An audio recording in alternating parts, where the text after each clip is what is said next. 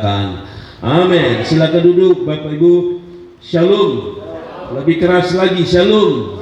Saudara-saudara, tema kita adalah percayalah kepada Allahmu. Saudara-saudara, inilah tema kita dari Mazmur 56 ayat 1 sampai ayat 14. Tadi pagi kami bahas Mazmur 56 ayat 1 sampai 14 dengan tema yang lain, yaitu ada kuasa di dalam kata percaya.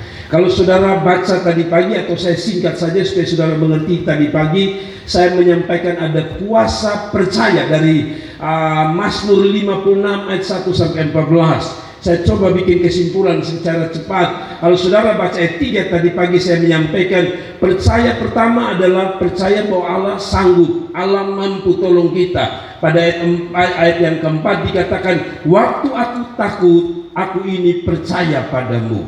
Lalu kalau saudara lihat pada pagi tadi, poin yang kedua adalah Daud percaya pada janji Allah. Di dalam ayat yang kelima dikatakan begini, saudara. Di dalam ayat yang kelima dikatakan, kepada Allah yang firman-Nya kupuji, kepada Allah aku percaya, aku tidak takut apa yang dapat dilakukan manusia terhadap Allah. Dia bilang firman itu kupuji, dia percaya pada janji Tuhan. Lalu poin yang ketiga tadi pagi saya menyampaikan bahwa percaya bahwa semua ada dalam kontrolannya Tuhan. Kalau saudara baca ayat 6 sampai 8, dia menceritakan bagaimana Tuhan begitu membela dia. Dan yang terakhir kalau saudara baca atau yang berikut dikatakan bahwa Daud percaya akan kuasa doa.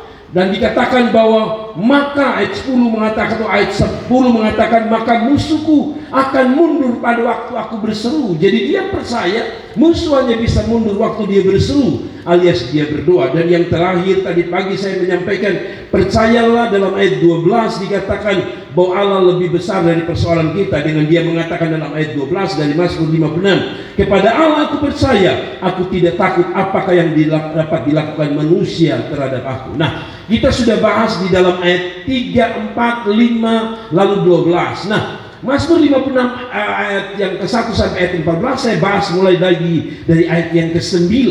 Saudara-saudara, dan karena itu saya mau sampaikan saudara, temanya adalah belajar percaya kepada Allah kita. Amin. Saudara-saudaraku yang diberkati Tuhan, kalau bicara tentang Allah kita yang harus kita percaya, saudara harus tahu bahwa tidak semua orang percaya Allah kita yang bernama Yesus.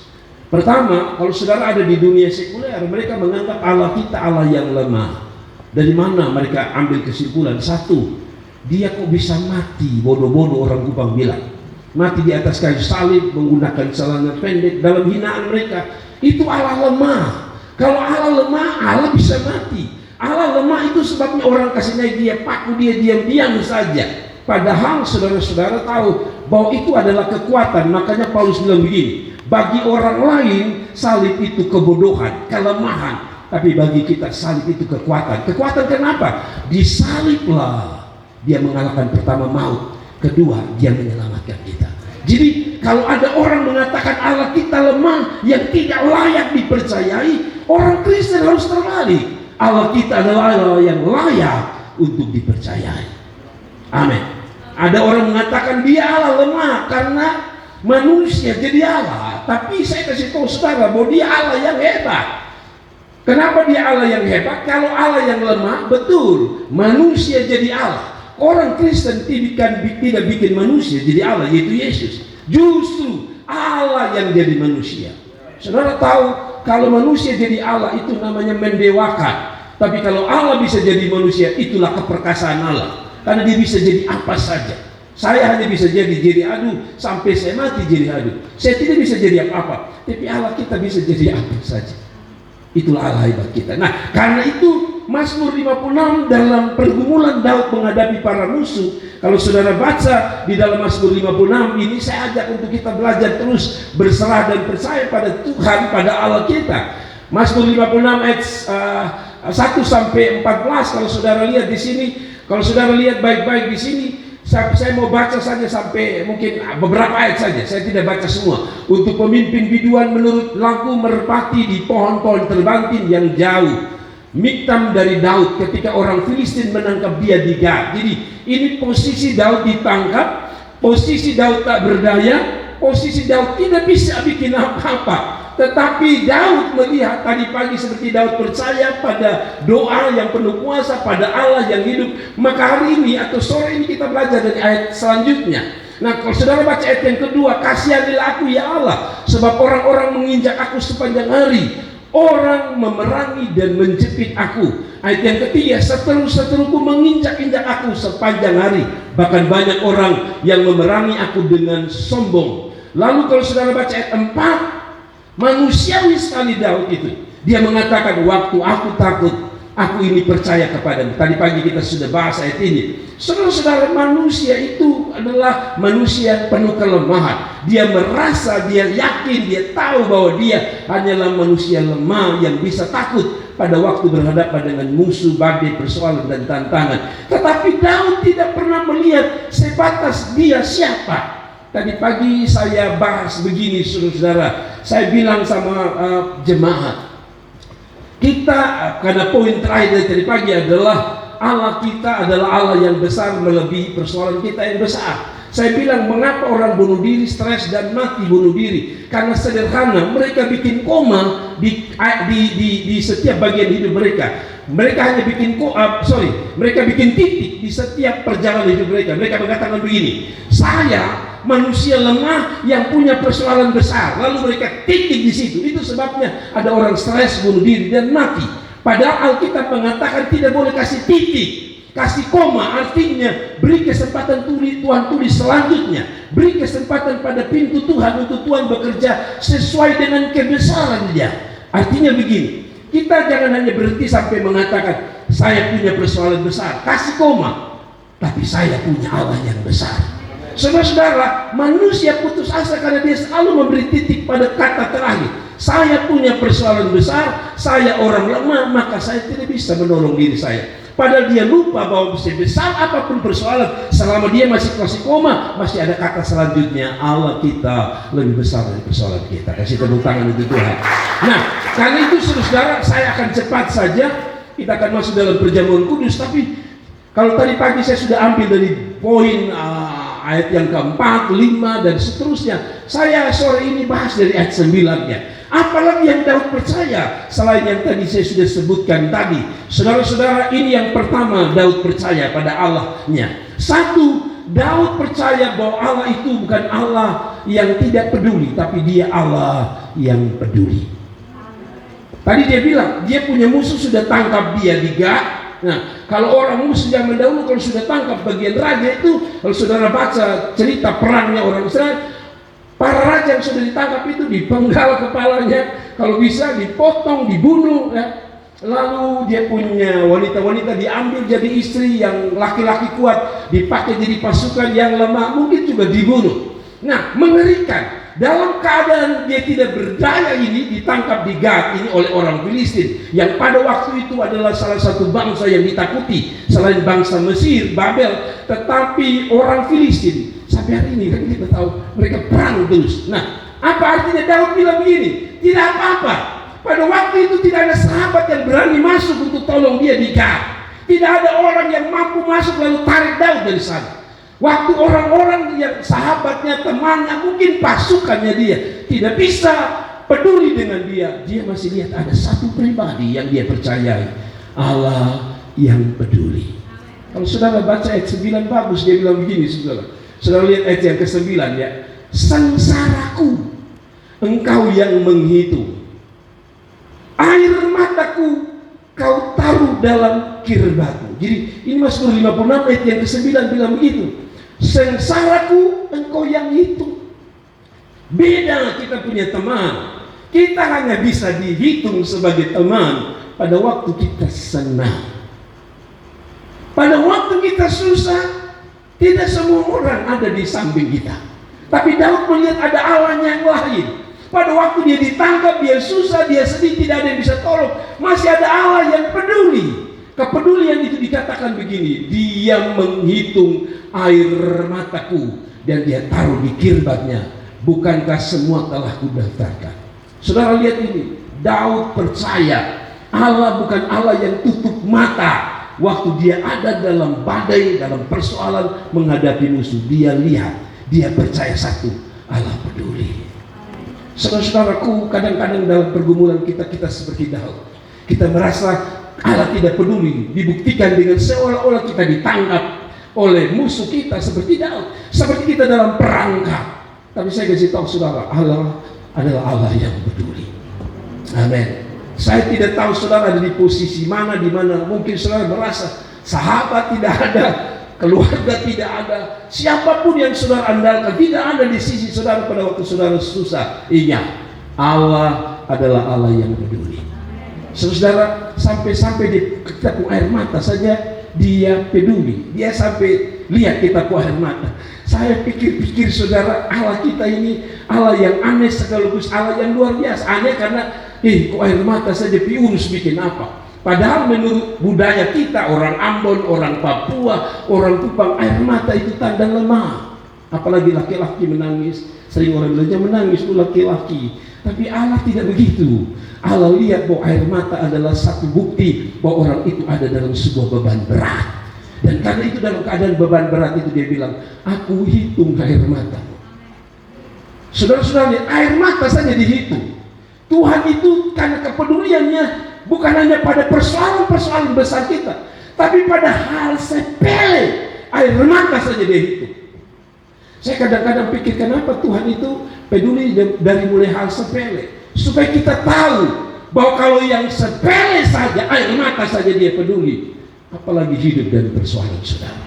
Nah, satu lagi ayat yang membuktikan Tuhan peduli, bukan hanya air mata. Kalau saudara baca di dalam Matius pasal 6 ayat 26, kepedulian Allah itu agak aneh lagi. Dia bilang begini, pandang burung-burung yang di langit, yang tidak menabur, tidak menuai, tidak mengumpulkan bekal dalam lumbung, namun diberi makan oleh Bapamu yang di surga. Bukankah kamu jauh lebih melebihi burung-burung di darat? Lihat, dia sedang bilang begini, itu burung adalah satu jenis burung yang katanya di Israel kuno bahwa itu burung-burung yang tidak ada harga. Mungkin kayak kita di sini burung pipit ya, begitu banyak harganya tidak terlalu mahal. Burung-burung ini yang paling tidak berharga, Allah peduli. Dia bilang ini burung tidak kerja, tidak bajak sawah, apalagi bawa traktor.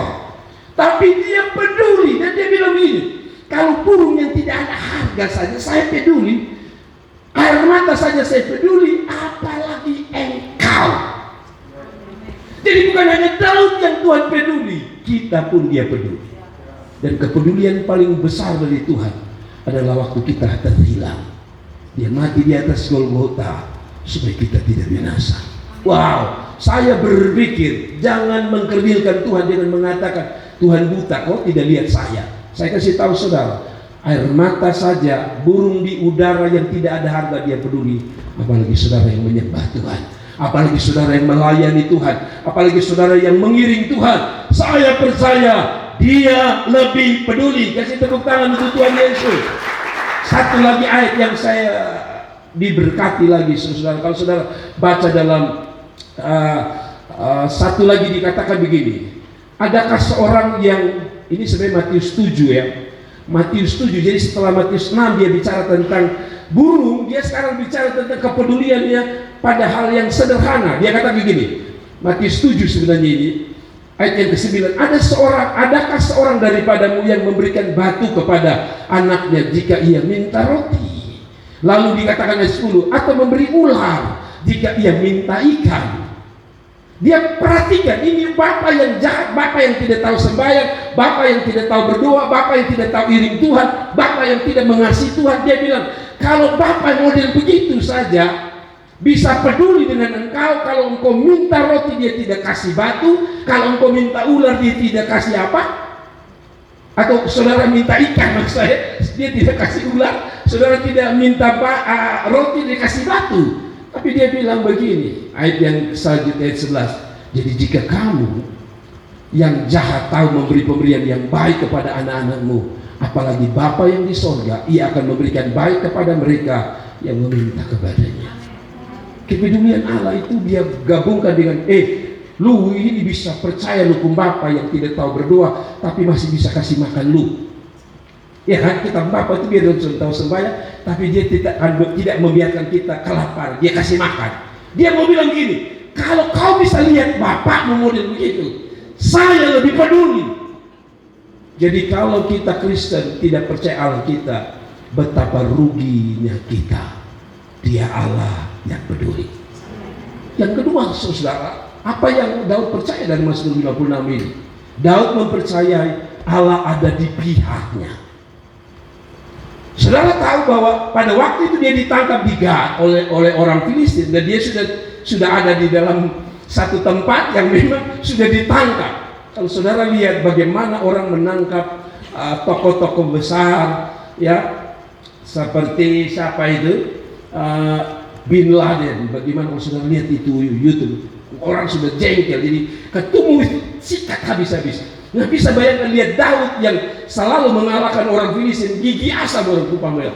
Pasti Daud berpikir sudah selesai, tidak ada yang bisa datang ambil saya, tolong saya. Tapi Daud masih lihat begini, dalam keadaan itu aku percaya Tuhan ada di pihakku.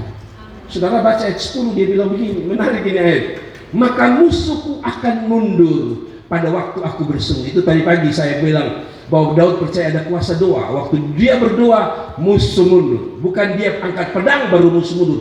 Tapi yang menarik yang saya tebalkan di bawah ini, aku yakin bahwa Allah memihak kepadaku.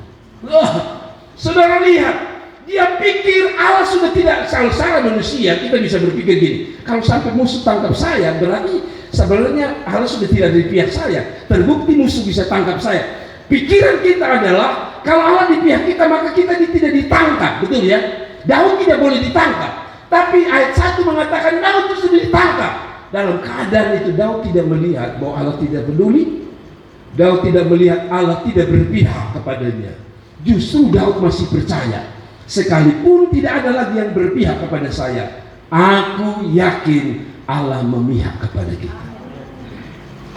Saudara-saudara, saya masih ingat waktu kecil-kecil, kalau dapat marah dari, kebetulan saya ini lebih dekat dengan papa saya, karena faktor saya hampir mati waktu saya lahir.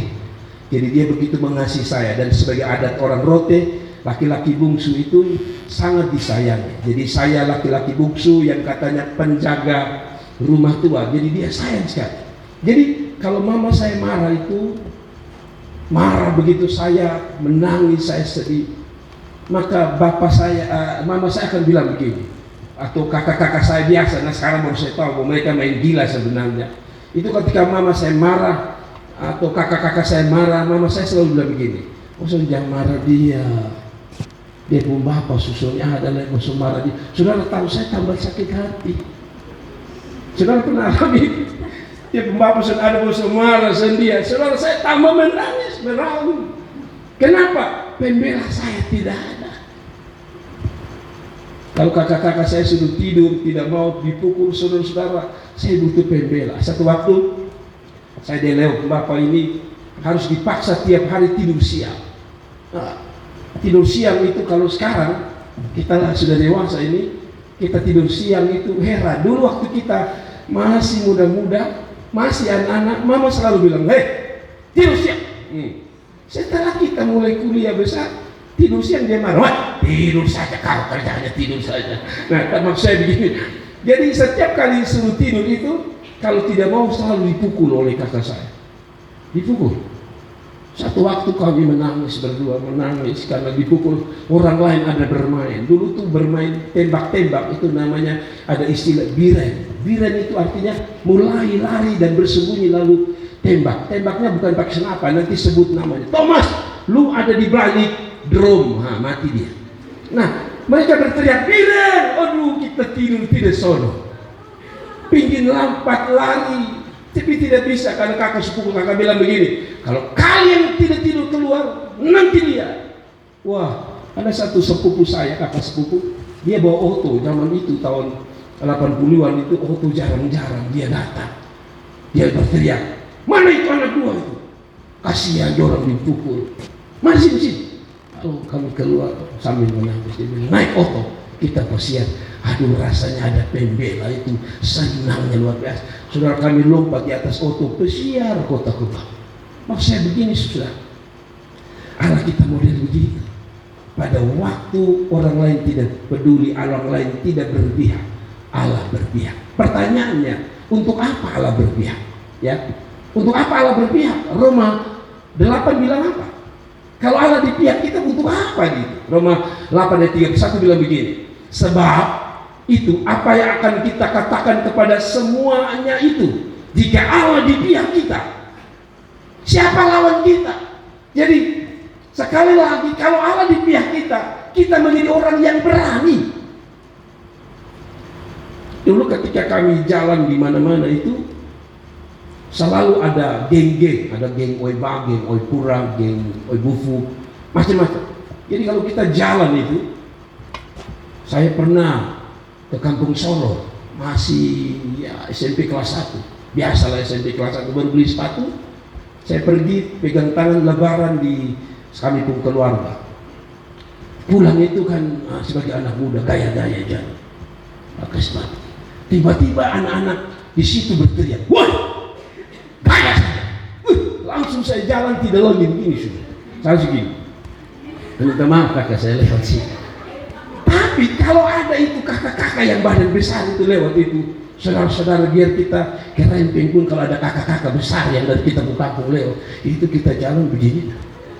Kenapa? Karena ada yang backingan kita. Saya pikir kalau Tuhan itu backingan kita, dia bilang, siapa mau lawan kita? Orang Ambon bilang, saya nggak ada lawan. Amin. Yang lucunya kita terbalik. Kita berpikir Allah di pihak kita, tapi kita penakutnya minta ampun. Hadapi persoalan takut, hadapi persoalan mau mati, padahal kita lupa Allah di pihak kita. Dia bilang gini, kalau Allah di pihak kita, siapa lawan kita? Terjemahnya gini, kalau Allah sudah di pihak kita, penyakit kamu lawan kita kah? Pergumulan kamu lawan kita kah? Beban hidup mau lawan kita kah? Kekurangan mau lawan kita? Tidak bisa. Allah adalah sumber pertolongan kalau dia berpihak dengan kita. Lalu ayat 37 dia lanjutkan begini, keberpihakannya itu dia lanjutkan begini, tapi dalam semuanya itu saudara, kita lebih dari orang-orang yang menang oleh dia yang telah mengasihi kita.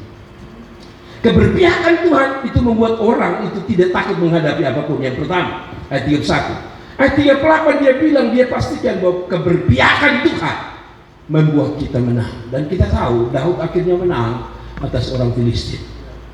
Saya kasih tahu saudara, Anda harus butuh keberpihakan Tuhan di dalam hidup kita. Kata yang digunakan keberpihakan Tuhan itu selalu dengan kata gini, Daud selalu disertai Tuhan. Itu bicara tentang keberpihakan Tuhan. Selama Anda yakin Tuhan ada di pihak saudara, terus takut, karena hidup ini ada di tangan Tuhan, bukan di tangan para musuh. Kasih tepuk tangan untuk Tuhan. Dan yang terakhir, saudara-saudaraku yang diberkati, saya belajar ayat ini, ayat 14. Daud percaya yang terakhir, Daud percaya adalah Allah itu sumber penolongnya. Ini sumber penolongnya. Daud percaya itu. Ayat 14 saya baca ya untuk saudara, ayat 14. Engkau telah, nah perhatikan kata ini, sebab engkau telah. Kata telah itu bukan satu pengharapan. Sebab pengharapan itu biasanya berhubungan dengan sesuatu yang belum terjadi. Tapi di sini dia menggunakan kata telah, berarti sesuatu yang sudah terjadi. Daud mengatakan begini, sebab engkau telah meluputkan aku daripada maut, bahkan menjaga kakiku sehingga tidak tersandung. Kata pertama dia bebaskan dari maut. Kata kedua dia dibebaskan dari apa? Kakinya itu tidak tersandung. Maka aku boleh berjalan di hadapan Allah dalam cahaya kehidupan.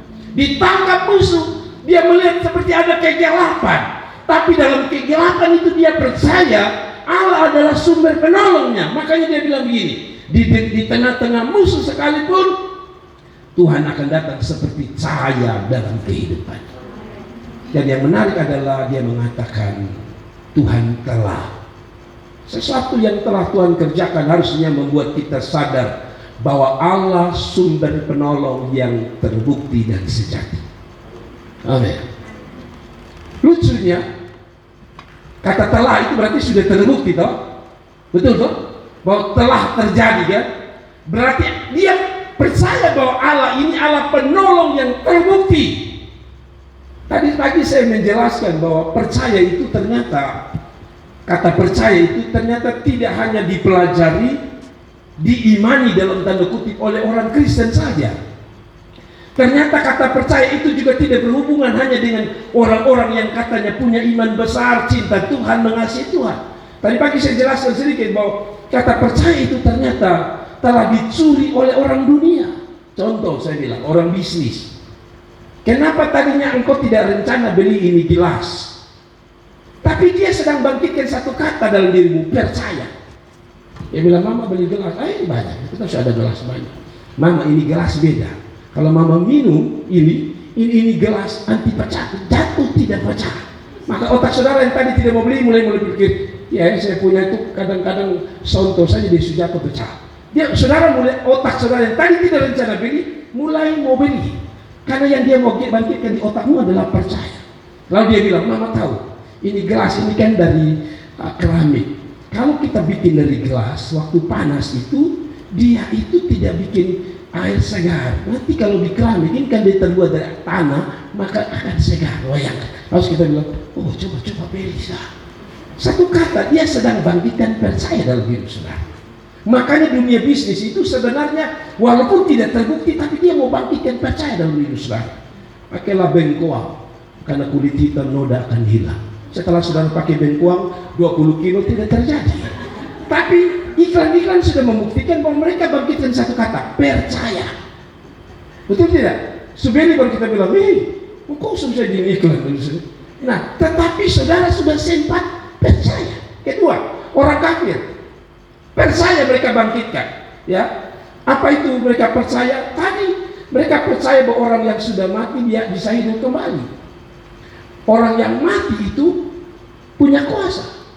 Contohnya, yang seperti budaya kita orang NTT, saya pikir banyak budaya Kristen yang tidak bertobat, yang katanya kalau anak panas itu katanya ganti dia pun namanya itu dia opa lagi.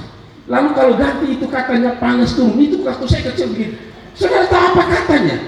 Dunia sebenarnya sudah belajar kata percaya, walaupun tidak terbukti, tapi orang sudah percaya. Saya mau balik, Allah kita ini telah, berarti dia lebih terbukti. Tapi herannya yang tidak terbukti kita percaya, yang belum terbukti kita lebih percaya. Allah yang terbukti kita tidak percaya, tapi yang belum bisa dibuktikan kita percaya. Dulu kami punya percaya bahwa kalau tabrak kucing, kalau tabrak manusia tidak apa-apa. Tapi kalau tabrak kucing lu akan sial. Nah, bayangkan manusia dengan kucing, menurut Alkitab manusia itu segambar dan serupa dengan Tuhan. Tapi kita percaya bahwa kucing lebih mendatangkan sial. Saudara sekarang tidak dengar, tapi dulu saya begitu. Jadi sopir-sopir kalau tabrak manusia dia lari.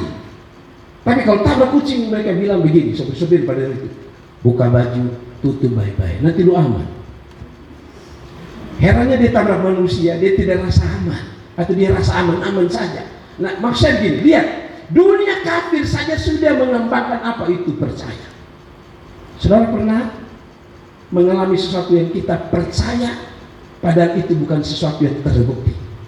Tadi pagi saya jelaskan, kita ini kalau nikah itu di hadapan pendeta kan kita bilang, aku setia dengan engkau dalam suka maupun duka. Ya tahu? Sakit maupun. Tapi saya tanya saudara, berapa banyak kita yang dia sakit kita ada di situ.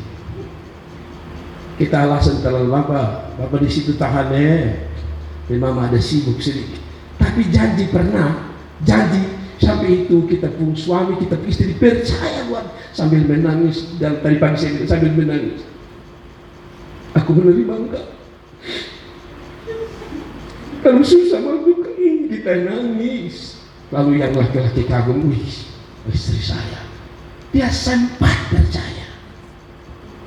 Coba sekarang setelah menikah 5 tahun, kira-kira dia percaya tidak? Biasa saja. Nah, apa artinya? Bahwa dunia kafir, dunia yang tidak terbukti sudah bangkitkan yang namanya percaya. Nah, saya baca yang terakhir. Saudara, kata telah berarti dia sudah terbukti.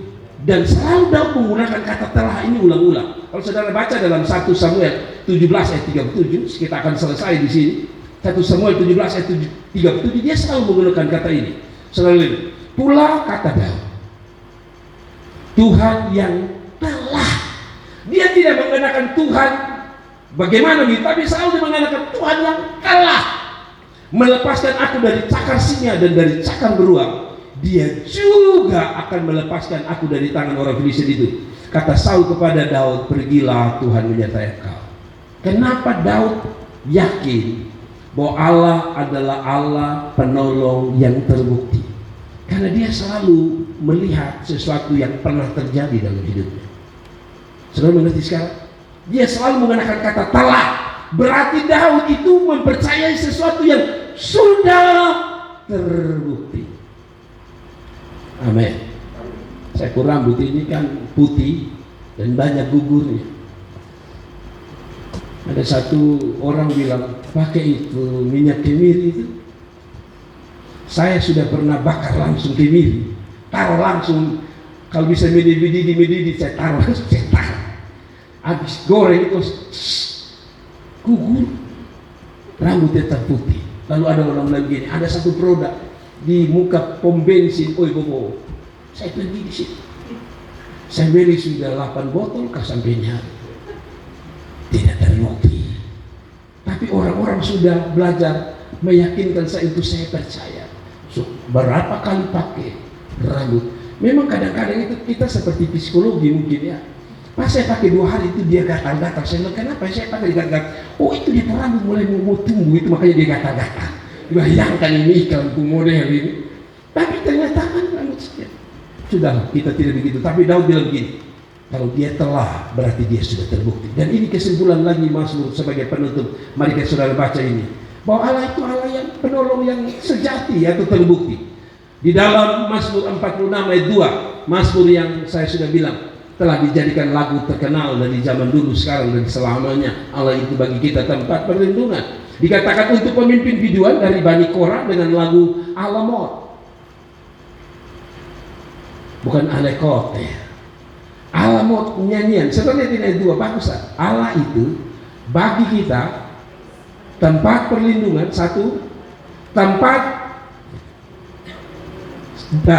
perlindungan, kekuatan, kedua, sebagai penolong dalam kesesakan. Persis seperti Daud, terkungkung, terhimpit dalam kesesakan, tapi dia lanjutkan kata ini, sangat terbukti. Kenapa Anda tidak percaya Allah kita? Allah kita ini sudah sangat terbukti. Kalau dunia omong saja kita percaya walaupun belum terbukti. Tadi pagi saya bilang, kenapa ada orang korban judi online?